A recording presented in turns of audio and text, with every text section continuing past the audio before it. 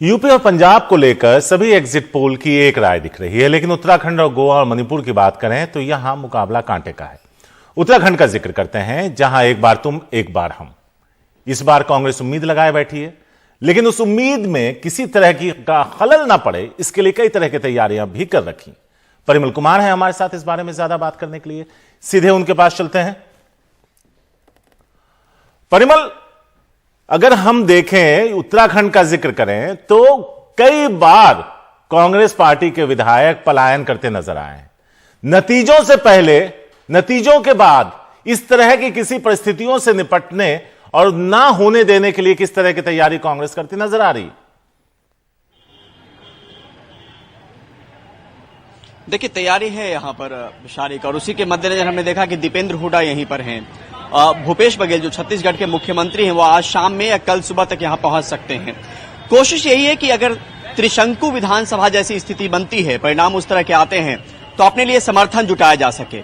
और दूसरी नंबर चीज ये कि उनके विधायक कहीं दूसरे खेमे में शामिल ना हो जाए या चले ना जाएं, उस बात को सुनिश्चित करने की बात है। हमारे जो वरिष्ठ सहयोगी उमाशंकर सिंह, उन्होंने बताया, उनको जो सूत्रों के हवाले से जानकारी मिली है उसके मुताबिक कि उड़ा कर ले जाने की भी तैयारी है अपने विधायकों को दूसरे जगह पर, अगर उस तरह की स्थिति आती है तो उस तरह की रणनीति भी बनाई है कांग्रेस ने।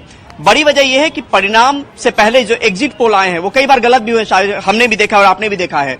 लेकिन जो बाकी राज्यों का जिक्र आपने किया और उत्तराखंड का जिक्र है, उसमें किसी पोल में आप देख रहे हैं, एग्जिट पोल में, कि बीजेपी सरकार बना रही है, किसी में देख रहे हैं कांग्रेस सरकार बना रही है, यानी एक टक्कर तो है। और साथ में सबसे अहम भूमिका यहां पे बढ़ जाती है, जो इंडिपेंडेंट होते हैं उनकी भूमिका हमने दो विधानसभा चुनाव में हमने देखा है कि उनको कैसे अपने खेमे में शामिल किया जाता है, तब जाके समर्थन हासिल करके सरकार बनाई जाती है।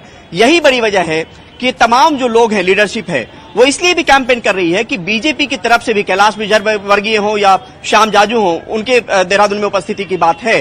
तो कांग्रेस भी अपनी तरीके से अपनी तरफ से कोई स्थिति कमजोर नहीं छोड़ना चाहती, और यही बड़ी वजह है कि जो दो चीजें मैंने कही कि त्रिशंकु विधानसभा के सूरत में आप समर्थन जुटाएं और अपने विधायक कहीं दूसरे खेमे में न जाएं, इस बात को सुनिश्चित करने की कोशिश के मद्देनजर जो है वो तमाम आला कमान ने अपनी एक ताकत जो है एक तरीके से यहां पर उत्तराखंड में भी झोंकी है, और वो कल स्थिति स्पष्ट होने के बाद जोड़ तोड़ या किस तरह की रणनीति बनती है वो भी सामने में निकल कर आ जाएगी। संक्षेप में परिमल, वहां अभी कुछ लोगों से बात हुई होगी, कुछ नेताओं से जिक्र हुआ होगा, उनका क्या कहना था, किस तरह का माहौल जमीन पर है?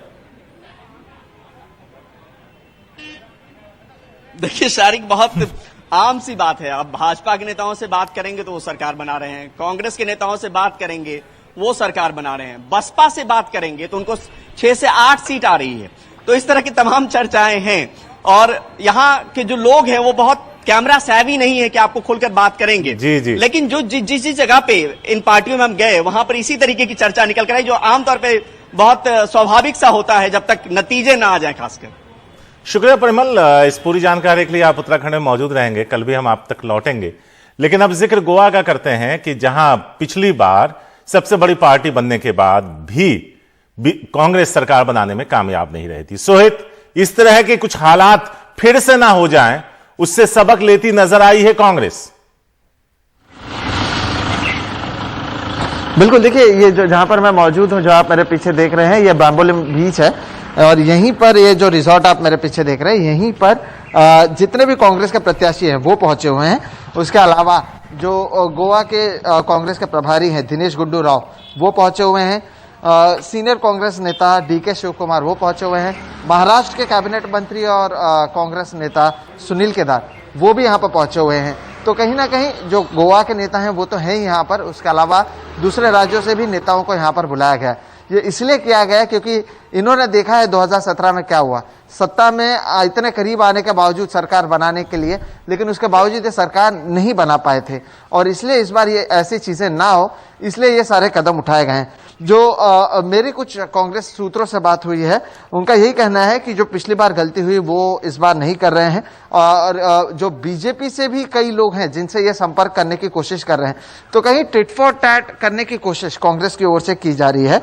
और उनका यही मानना है कि कांग्रेस की सरकार बनेगी और सरकार के लिए पूरी तैयारी की गई है। जो केंद्रीय कांग्रेस कमेटी है उनसे भी बातचीत चल रही है, क्योंकि पिछली बार हुई यही हुआ था कि यहाँ पर के जो नेता थे और जो दिल्ली की जो कमेटी है कांग्रेस की, उसके बीच में तालमेल नहीं बैठ पाया था, जिसके वजह से इन्हें कई तरह की परेशानी हुई और तब तक बीजेपी ने सरकार बना ली थी। तो इसलिए आप देखेंगे कि आमतौर पर होता यह है कि जब हंग असेंबली होती है उसके बाद रिजॉर्ट पॉलिटिक्स शुरू होता है कि विधायकों को एक तरफ लाया जाता है। लेकिन यहां पर तो चुनाव के नतीजे आने के एक दिन पहले ही आप देखिए कि यहां पर सभी विधायक के जो प्रत्याशी हैं कांग्रेस के, वो पहुंचे हुए हैं, कई सीनियर नेता पहुंचे हुए हैं और काफी वो कहीं ना कहीं कॉन्फिडेंट हैं कि उनकी सरकार यहाँ पर बनने जा रही है। हंग असेंबली भी अगर होती है तो उसके लिए क्या कुछ किया जाएगा, इसकी रणनीति बन रही है। फिलहाल भी यहाँ पर अभी मीटिंग चल रही है, कई बड़े नेता मौजूद हैं। शाम को भी पी चिदम्बरम आने वाले हैं। तो कहीं ना कहीं कई सारी तैयारियां कांग्रेस की ओर से लगातार की जा रही है। कोशिश यही है कि जो भूल पिछली बार हुई थी वो इस बार ना हो।